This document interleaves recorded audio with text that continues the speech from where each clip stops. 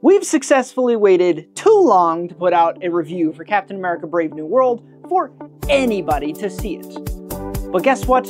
That's what we're doing today. We're reviewing a movie! Hello there. Hi. I want to say something. I'm a professor. You can't talk to me that way. I accept your challenge.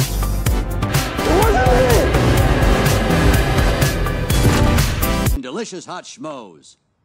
They're called s'mores, Buzz. Right, of course. Thank you for everybody who saw my TikToks and my YouTube shorts, the 3 of you that saw them on YouTube. Thank you. I will continue to post them, probably sporadically.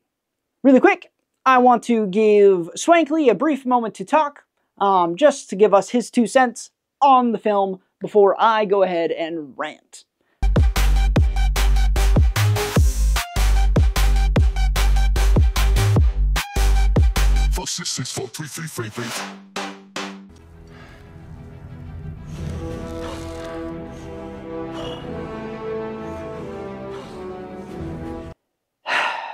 Captain America Brave New World isn't a great movie, but it's not a bad movie either.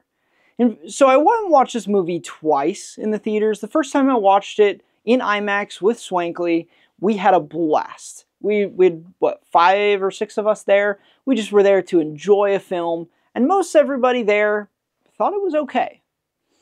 And then I went and watched it again just last night because I wanted to see if the problems that I had with the movie the first time I watched it continued to be problems the second time I watched the movie. It's not always about the money, Spider-Man. And surprisingly, most of them were not. You see, Captain America Brave New World has a lot of problems right off the start that it has to try to get around. Right? It's got a Captain America that's not Steve Rogers. You're not Steve Rogers. You're right. I'm not. Which for a lot of people is just automatically a turnoff. The marketing for the movie kind of makes it feel like it's going to be Captain America versus Red Hulk the entire movie. And it's not. You ever ask yourself, who's playing who? And third, the movie has been reshot to death. Whatever this is, Cap, be careful. They spent a ton of money on this movie just to try to make it a good film. Let me fix it. And overall, I would say that it was worth it. What if this is a trap? Again, it's not a great film. It's not a high-end Marvel movie. You're under arrest. But it's not at the bottom of the barrel. It's not an Ant-Man Quantumania or a Thor Love and Thunder. It's not one of those movies. But it's also not Captain America Civil War or Iron Man 1. It's just kind of in there, kind of next to the Iron Man 2s, Ant-Man and the Wasps of the franchise. You know, somewhere in that middle ground of, they're okay, I guess. Those kind of movies. Overall, I think it delivers on the things that it tries to do. Number 1, it delivers on Sam Wilson as Captain America to the best that they could. You see, Sam Wilson is a character that has been given the mantle of Captain America by Steve Rogers because of who he is as a person, right? He has military experience. He is very, very adept at communicating and encouraging and helping others. He's also, he stands up for what he believes in, which is a prime core belief of who Captain America is and what the Captain America mantle should uphold is the things that they believe. And we also see Sam Wilson struggle with being Captain America working with the US government because he's trying to mend this bond that was torn apart by Thaddeus Ross and Steve Rogers with the Sokovia Accords, and he's trying to mend that relationship while still trying to stay independent. Harrison Ford as Thaddeus Ross absolutely slaps. Thaddeus Ross. So good. Great casting choice for a recast of one of the most gratifying characters in the MCU. Thaddeus Ross has always been played very well, and I am very sad that the actor who played him originally passed away, but Harrison Ford was a good recast option. This movie's action is a ton of fun. Wait for it.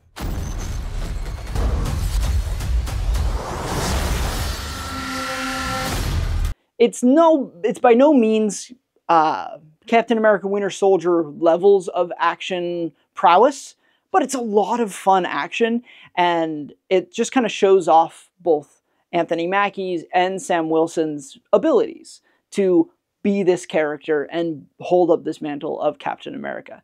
He's strong, and he does, in fact, rely a lot on his gear, which is important, I think, because Sam Wilson doesn't have a super soldier serum. He's just a human dude that just happens to have a vibranium shield, and he just happens to have his wings are now made of vibranium as well, also with the same like technological advancements that Black Panther's suit has, where it can absorb energy and then release that energy back out. And that is a really important thing to know about Sam Wilson's kit, just so that way the rest of the movie, in his fight sequences, some of them are a little bit more believable, i.e. against Red Hulk. That being said, there are a couple moments in this film you kind of have to suspend a little bit of disbelief just because it's a superhero movie and they can't kill the main character of this movie. He does get stabbed right here pretty intensely, and right here, I don't know if you can see this in the video, but in the chest and in the gut, one by a knife and one by an axe, and he just kind of walks it off. I'm going to call it the Star Wars stab effect.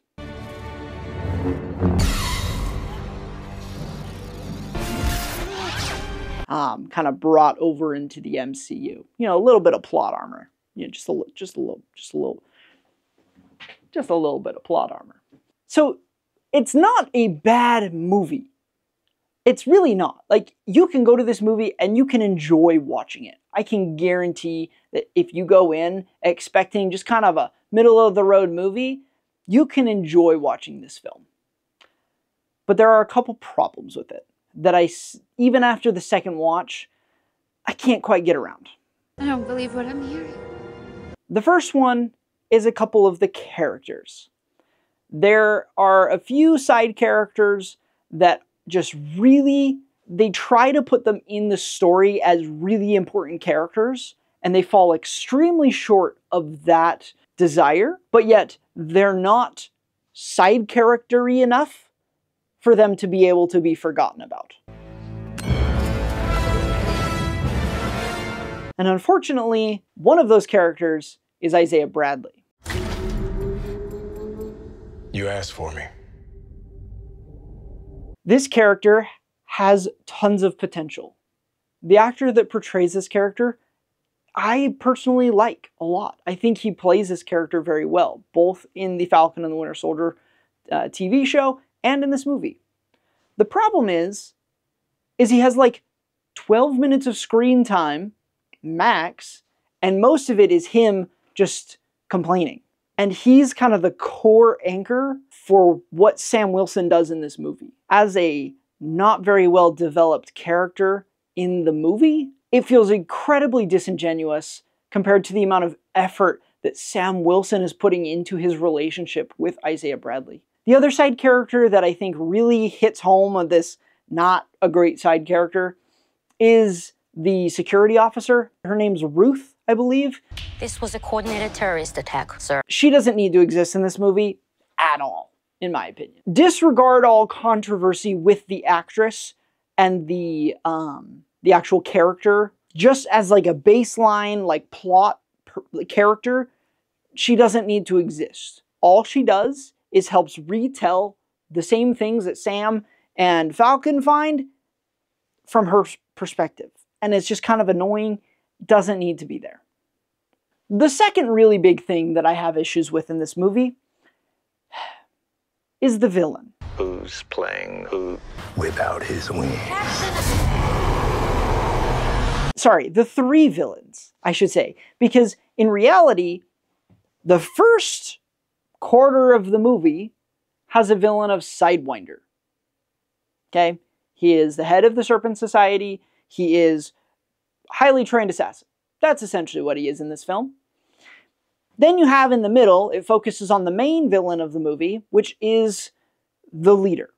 And he is supposed to be the guy pulling the strings. Someone's been pulling the strings on everything. He's the one that's running around, making people do things, mind controlling people to do things, all for his big plan to eventually happen, which leads to the third villain of the movie, which is Red Hulk, which has about 4 minutes of screen time. Oh yeah, that's right, I said 4 minutes of screen time, if that. I know the trailers for the movie made you feel like there was a lot of Red Hulk in this movie. We'll get to that. But the leader is a really cool character, very intriguing. He's somebody who's been impacted by gamma radiation, just like the Red Hulk, just like the regular Hulk. But instead of his body transforming, it's his mind. And that allows him to be incredibly smart, very analytical, and he can essentially, through the realms of probability, see the future, which is really cool and could be a powerful asset to have in the future of Marvel if they continue to keep this character around. The problem I have with this character is when you go into the movie, if all you've seen is the trailers, you don't know that this person is actually the villain until you get about a quarter of the way into the movie and you're like, what? What is it? Where's Red Hulk? And this character's motivations are really weak and they're not very well portrayed. Overall, the character of the leader just didn't hit as hard as I would have liked. By the time you get to the Red Hulk sequence, he's just kind of doing his thing and you're just kind of bored of it. Then we have Red Hulk. That sequence, phenomenal. If you're gonna go watch this movie for just one thing, go show up 45 minutes late, I don't care. Go watch the Red Hulk scene. It's great. That fight sequence is awesome. Absolutely loved it. One of my favorite fight sequences just in a Marvel movie in general. It just was really well done. It showcased just the Hulk that we've always wanted to see in the MCU, and it's just fun. It's very fun. Again, Sam definitely relies on his vibranium gear in order to help subdue the Hulk, because he doesn't win the fight, he just helps subdue the Hulk. But it's just fun. You should go watch it for that reason only, if you're gonna go watch it and you have no motivation to. Just hold out for those 4 minutes, they're a lot of fun. And then we get to the third problem of the movie, which was 100% the marketing. And I've alluded to this already, but the trailers don't show the actual villain of the movie, and instead they tease the Red Hulk, who is the best part of the movie. And that's my problem. My problem with this movie is that you go in thinking that it's a Captain America versus Red Hulk movie, which would have been epic, but that's not what we got. We get a Captain America, like, spy thriller, political espionage movie with a little bit of Red Hulk at the end. But the trailers make it seem like we get a Red Hulk movie with a little bit of political espionage. And that's my problem. My problem is in the marketing. If I could go in and redo the trailer for this movie, I would heavily modify it to not show the Red Hulk. I understand why they did it. It's the best part of the movie. You want people to go watch the movie. I get it.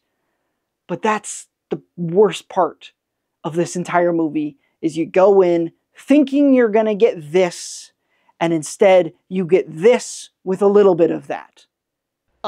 This is editing Hot Schmoes. I forgot to mention two things.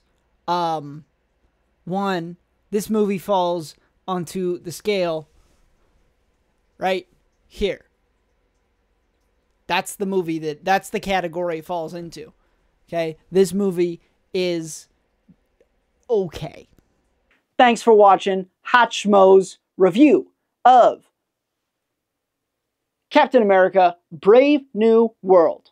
Now, really quick, I just need to tell everybody once again, Tombstone is a bad movie. Never seen it, never will.